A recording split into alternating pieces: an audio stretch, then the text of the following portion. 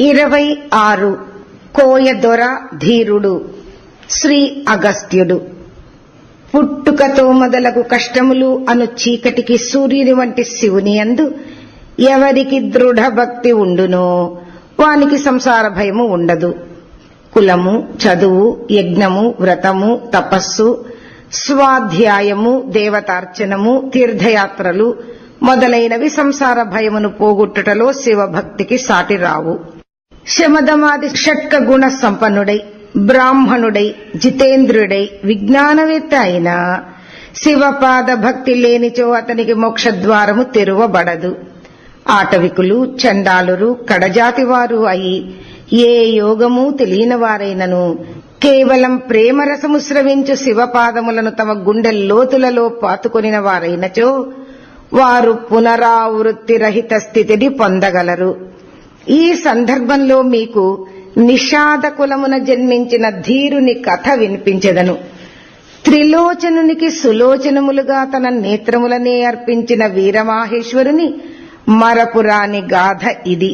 సువర్ణముఖరీ నదీ తీరమున కాంచీపురము అను ప్రసిద్ధి చెందిన ఈశ్వర క్షేత్రము ఉన్నది. అక్కడకు కొంచెం దూరంలో ఏనుగు ఆకారంలో వేణుగిరి అనే పర్వతం కనిపిస్తుంది. అది అనేక వన్య జంతువులకు నిలయమై శిలాజిత్తు మొదలైన గైరికాది ధాతువులతో వింత కాంతులు కల రంగులతో మెరిసిపోతూ ఉంటుంది. అచ్చటి వెదురు పొదలు కొట్టవచ్చినట్లు ఉండి ఆకాశమును ముద్దులతో ముంతెచ్చు ఎత్తుకు ఎదిగి విస్తారంగా ఉంటాయి.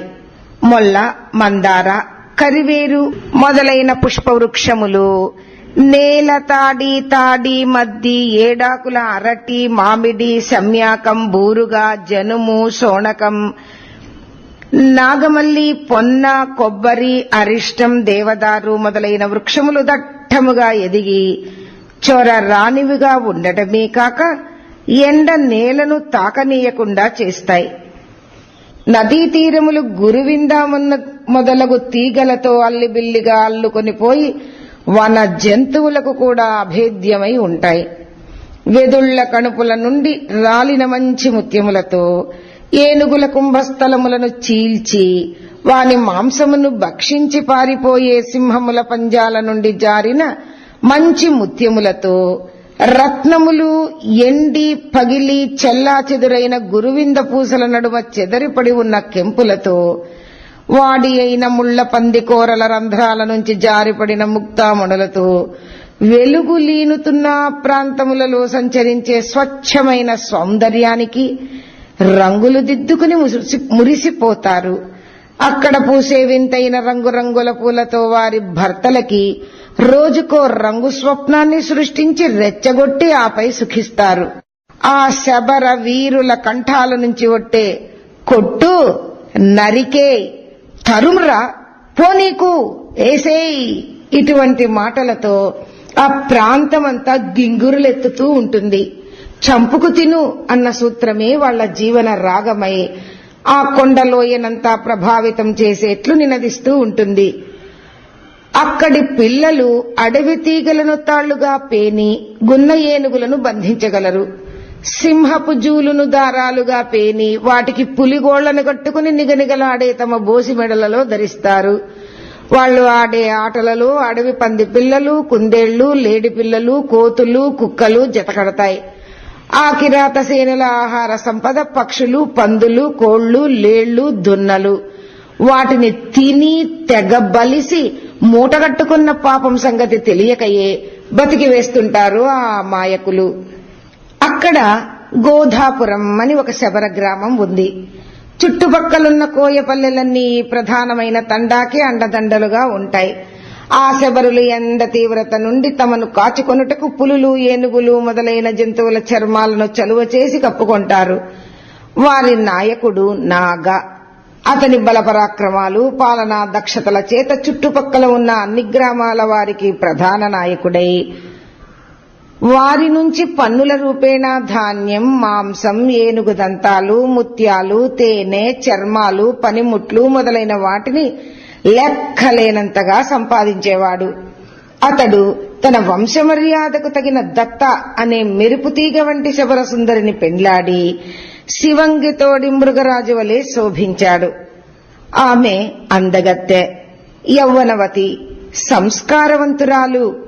ఆ అడవి అందాల వాకిళ్లలో ఆమెతో కూడి అతడు అనేక విధాల సుఖాలను ఇంద్రుని కన్నా మిన్నగా అనుభవించి హాయినందేవాడు.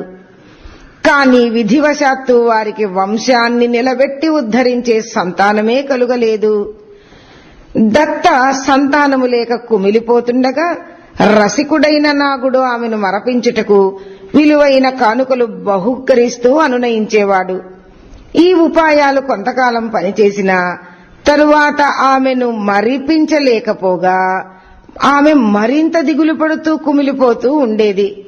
పైగా నాయకుని భార్య తాను సరిగా అన్నపానాలు ముట్టదు, సుగంధ ద్రవ్యాలు పూసుకోదు, కొప్పు ముడవదు, కుంకుమ పువ్వు గంధం కలిపిన వేడి నీటిలో స్నానము ఆడదు. ఇలా ఆమె తన దుగ్ధను వ్యక్తం చేయగా నాగుడు బిడ్డలు లేనిదే గృహస్థులకు పూర్ణత్వం లేదు అని గ్రహించాడు. ఒకనాడు అతడు తన గూడెం వారిని సమావేశపరిచి వారితో తన బాధను ఇలా పంచుకున్నాడు. అయ్యలారా, నేను భార్యతో ఉన్నా ఓ నలుసైనా లేకపోవడం చేత ఎందుకు కొరగాని వాడిని అయ్యాను. ఈ విషయంలో ఏదైనా ఉపాయం ఉంటే చెప్పండి, లేకుంటే నా పెండ్లాంతో కలిసి ఎక్కడికన్నా వెళ్లిపోతాను అని మనసులో ఉన్నది ఉన్నట్లు చెప్పుకున్నాడు ఆ శబర నాయకుడు. బోయ ప్రజకి తమ నాయకుడంటే ప్రాణం, అతని భార్య అంటే మరీ గౌరవం, అభిమానం. కపటం లేని వారి ప్రభుభక్తి అటువంటిది. వారంతా కూడబలుక్కుని చెప్పారు, దొరా, మన పల్లె పొలిమేరలోని గుడిసెలో కొలువై జోగినీమాత ఉన్నది. ఆమె నమ్మిన వారికి వరాలని కురిపించే దేవత.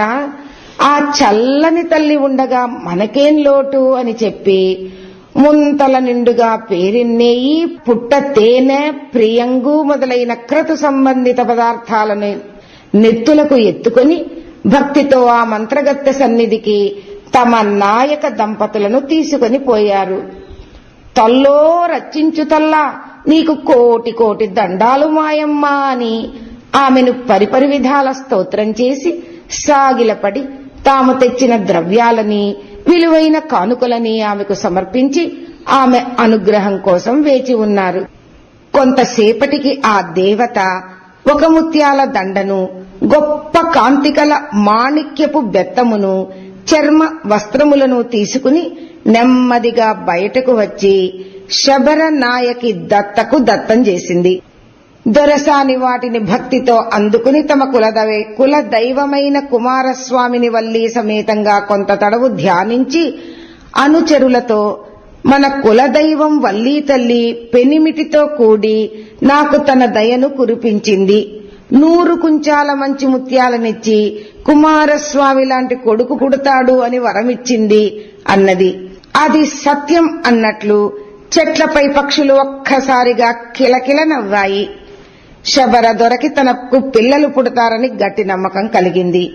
నాకు పిల్లడు పుట్టిన 12వ నాడు 1,000,000 కుంచాల ముత్యాలతో వల్లీయమ్మ తల్లిని అభిషేకం చేస్తానమ్మా, ఇదే ఆన, నీ మాట బోటుకా నీకు మా తల్లి అని అతడన్న పలుకులని విని వృద్ధ యోగిని అతని వేడుకోలుని నాగదేవునికి నివేదించింది. దొర మరలా ఆమెను స్తోత్రం చేసి మేమేం చెయ్యాలో సెలవిమ్ము అని కోరగా జోగినీమాత, నీ దత్త నా నుంచి వ్రత దీక్షను తీసుకుని 1 ఏడాది పాటు పాటిస్తే వల్లీదేవి కనికరిస్తుంది అని సెలవిచ్చింది. చిత్తం తల్లి అని నాగుడు వినయంగా తలదించుకుని ఊపాడు. వృద్ధ జోగిని మాట ప్రకారం దత్త ఒక ఉదయం ఆమె వద్దకు వెళ్లి దీక్ష కోసం వేచి ఉండగా ఆ వృద్ధ ఒక భస్మనాళికను తాకి దత్తకి దీక్షనిస్తూ వల్లీ ప్రీతికరమైనది, వర రూపమైనది అయిన వేడికోలు పదాలను ఇలా ఉపదేశించింది. భక్తి విశ్వాస వినయాలున్న దాసుల విన్నపాన్ని స్వీకరించి వారి ఆర్తిని పోగొట్టేది, సకల సంపదలను సమకూర్చేది, కొండదొర కొడుకు శివపుత్రుడైన కుమారస్వామి ఇల్లాలు అయిన వల్లీదేవికి సాగిల పాటు. నా కడుపు పండించి ఒక బుడతను ప్రసాదించమ్మా అని శబర స్త్రీ చేత పలికించింది. ఈ పదములనే దత్త నిరంతరం జపిస్తూ మధుమాంసాదులు వర్జించి దీక్షను కొనసాగించింది. 3 మాసములైనా గర్భచిహ్నాలు కనబడలేదు. అప్పుడు జోగినీమాత షణ్ముఖ స్తుతి సుందరమైన వేరొక పద్యమును పార్వతీదేవి ముద్దుబిడ్డ నెమలి వాహనుడు అగువో గుహుడా నీకు ఏటికోళ్లు అంటూ దత్తకిచ్చింది. ఈ పద్యాన్ని దత్త అహోరాత్రులు జపింపగా 1 వారం గడిచిన తరువాత నిద్రలో ఆమెకు ఆకాశం నుంచి నిండు పున్నమి జాబిలి తన ఒడిని నింపినట్లయింది. ఆమె ఇల్లంతా చిక్కటి కాంతి పరుచుకుంది. ఏదో తెలియని మగత, కాంతి, శాంతి ఆమెను ఆక్రమించాయి. ఆ విషయాన్ని యోగినికి చెప్పగా ఆమె సంతసించి ఎవరితోనూ ఈ మాట అనరాదు అని కట్టడి చేసింది. 1 నెలలోపులోనే ఆమెకు కడుపు పండిన శుభచిహ్నాలు పటవరించగా గూడెమంతా పండగ పండింది. బిడ్డ పుట్టకుండగానే భిల్లదొర తాను వృద్ధమాత వద్ద వల్లీదేవికై ముక్కుకున్న 1,000 కుంచాల ముత్యాలు సమర్పించి సంతోషించాడు. ప్రసవ కాలము సమీపించగా దత్త స్వయంగా చంద్రబింబమే తానైంది. ఒక శుభముహూర్తంలో గ్రహాలన్నీ శుభస్థానంలో ఉండగా దత్తాదేవి తూర్పు దిక్కు చంద్రుని ప్రసవించినట్లు మగబిడ్డను కని సేద తీర్చుకుంది. నాగుడు సంతోషము పట్టలేక తన జనులందరికీ కానుకలు పంచి వారి చేత విప్పమధువును త్రాగించాడు. ప్రకృతి పరవశించినట్లు అనేక సూచనలు కనబడ్డాయి. లేళ్లు స్త్రీల వేళ్ల చివరలను నాకసాగాయి. నెమళ్లు నిర్భయంగా జనం మధ్య నాట్యమాడాయి. కోయిలలు, గోరువంకలు, మైనాలు పోటీపడి కూస్తుండగా మబ్బుల్లో కదలిక వచ్చి ఉరిమి చల్లటి జల్లు కురిపించి తమ ఉనికిని సంబరాన్ని చాటాయి. నేల తడవగా ఎగిసిన కమ్మటి సువాసనతో పూల పరిమళాలు మేళవించి చిక్కటి హాయిని అందరికీ పంచాయి. ఏనుగులు ఆగకుండా ఘీంకరించాయి. బోయ జనం తెచ్చిన కానుకలతో శబరనాయకుని లంకంత ఇల్లు కిక్కిరిసిపోయింది. ఈ బాలుడు శివభక్తిలో నారాయణుని మించిపోవును అన్న అశరీర వాణిని సిద్ధులు మాత్రమే వినగలిగారు. నారాయణుడు శివునికి ఒకే కన్నుని అర్పించగా ఈ బాలుడు 2వది కూడా ఇయ్యబోతాడు. తల్లి లాలనలో తండ్రి పాలనలో పిల్లడు శుక్లపక్ష చంద్రుని వలె పెరుగసాగాడు. తల్లి కుంచపు చన్నుల మీదుగా పాకుతూ తండ్రి బలమైన బాహువుల నెక్కి తన చిగుళ్లతో అతని భుజాలను కొరకబోయి తండ్రి విదిలించుకోక ధబీవని నేల బీటలు వారేలాగా పడేవాడు. తల్లి ఆక్రోశిస్తూ ఎత్తుకోబోతే నవ్వులను కురిపించి పాకుతూ పారిపోయేవాడు. అసలు ఈ దుండగునికి దేహాభిమానం ఉన్నదా, పోనీ అభిమానమైనా ఉన్నదా అని అనిపిస్తుంది. మళ్లీ మళ్లీ అదే ఆట. తల్లి తమకంతో, తండ్రి గర్వంతో తమ పుణ్యాల పంట ఈ బొత్తిగా నదురు బెదురు లేని గండరగండడిని చూసుకుని కడుపు నింపుకునేవారు. పిల్లడి దేహసష్టవం, అంగపాటవం, మనోధైర్యం మొదలైన వీర లక్షణాలను బట్టి అతనికి ధీరుడు అని పేరు పెట్టారు. చక్కగా సరిపోయింది కదూ. అతడు అలాగే సర్వతోముఖంగా పెరుగుతూ పల్లెవారందరికీ సంతోషాన్ని, గర్వాన్ని తెచ్చిపెట్టసాగాడు. అంతనింత గొల్లెతల అరచేతి మాణిక్యము అతడు. ఎవ్వరికి కాలం గడవడమే తెలియట్లేదు. కాలకాలుని కాబోయే భక్తుడితడు మరి. అందుకే కాల ప్రభావం ఆ ప్రాంతంపై కనబడకున్నది. అతడికి నెమ్మదిగా పళ్ళు వస్తుండగా తల్లి తండ్రి గూడెం అతనికి నేర్పగా బుడిబుడి పలుకులు పలుకసాగాడు. తల్లి అమ్మ, అత్త, తాత నేర్పితే తండ్రి అడవి ఆలైన కొట్టు, చంపు, వేసేయి అని పనికి వచ్చే పలుకులు పలికించసాగాడు.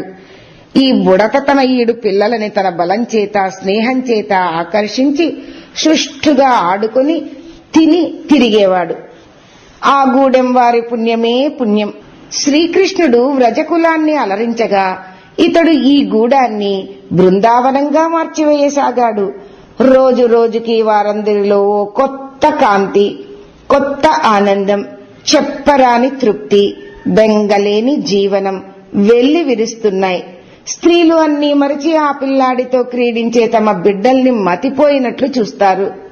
పనులు మానేసి అలా చూసే తమ భార్యలను ఏదో మందలిద్దామనుకున్న భర్తలు ఆ పిల్లలను చూడగానే అసలు విషయం విస్మృతికి రాగా వారి చెక్కిళ్లను ఎంగిల చేసి నాలిక కరుచుకుంటారు.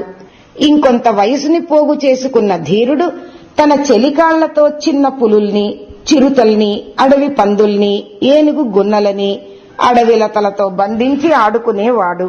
తండ్రి వాటిని కొట్టమని నరకమని ప్రోత్సహించేవాడు. ధీరుడు అతన్ని ఇట్టే మరపించేసేవాడు. 2 వేట కుక్కలు ఎప్పుడూ అతన్ని నీడలా వెంబడించేవి. భక్తుని ఆశ్రయించే జ్ఞాన వైరాగ్యములలాగా.